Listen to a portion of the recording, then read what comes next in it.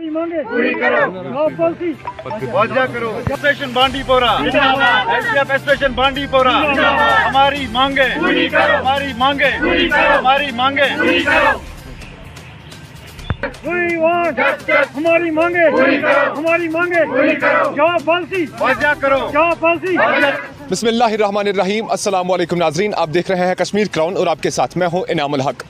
Front line workers, जिन्हें हम पहली रेखा पर काम करने वाले वर्कर्स कहते हैं। जी हाँ, मैं बात कर रहा हूँ अस्पताल, जहाँ पर फ्रंट लाइन वर्कर्स कुछ लोग SDF पर काम कर रहे हैं, यानी कि हॉस्पिटल डेवलपमेंट फंड पर।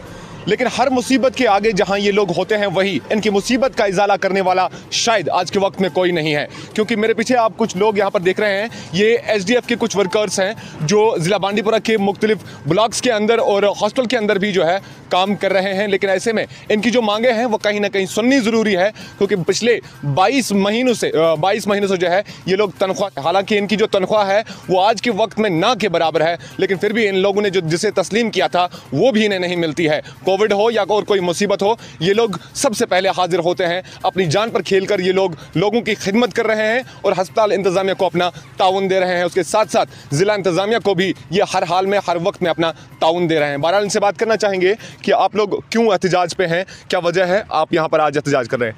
पहली बात सर ये है कि हमारी सैलरी नहीं मिल रही है, बहुत कम सैलरी है। 2000 की सैलरी, ये तो आज भी आपको भी पता सर, एक मज़दूर 500 दिन का ले रहा है, तो 2000 की सैलरी पे एक महीना हमें ड्यूटी देना पड़ता है, वो भी सर नहीं मिल रही है। ये तो पहली नाइंसाफ़ी हमारे से। दूसरी नाइंसाफ़ी ये है सर मिनिमम वेजेस के बारे में। बार बार हम कहते हैं मिनिमम वेजेस बाकी डिपार्टमेंट्स में कैजुअल लेबरर्स को मिल रही है, तो हेल्थ डिपार्टमेंट के एक SDF वर्कर को क्यों नहीं मिलेगी सर?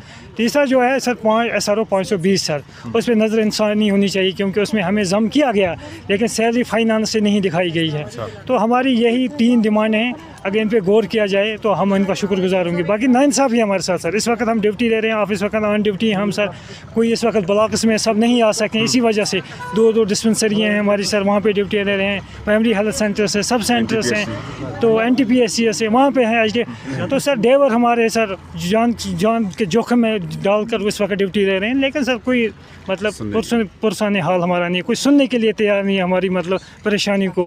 कितने महीने से आपकी तनख्वाह नहीं मिली है? पिछले हम 1 साल से हम तनख्वाह हमें नहीं मिली है sir.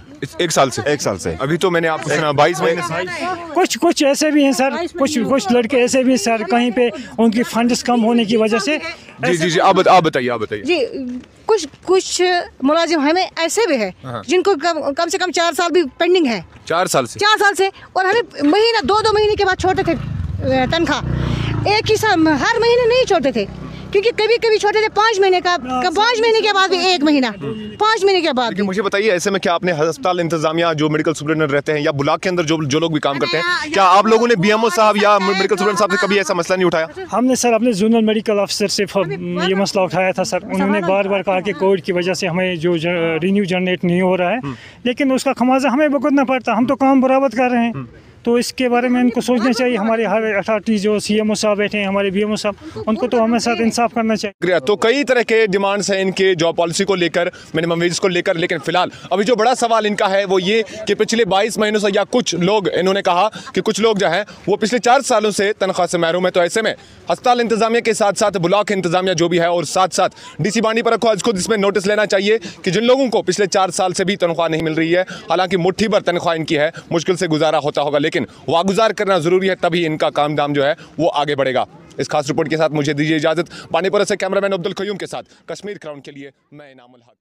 Rakib Sir's Excellence Paripura Srinagar announces coaching for 8th, 9th, 10th all subjects, 11th, 12th Arts and Commerce. Also entrance coaching for LLB, AMU, DU, JMI, KU, CU and more. For admissions visit Rakib Sir's Excellence Paripura Srinagar. Call on 9622 888 333 9469 888 333.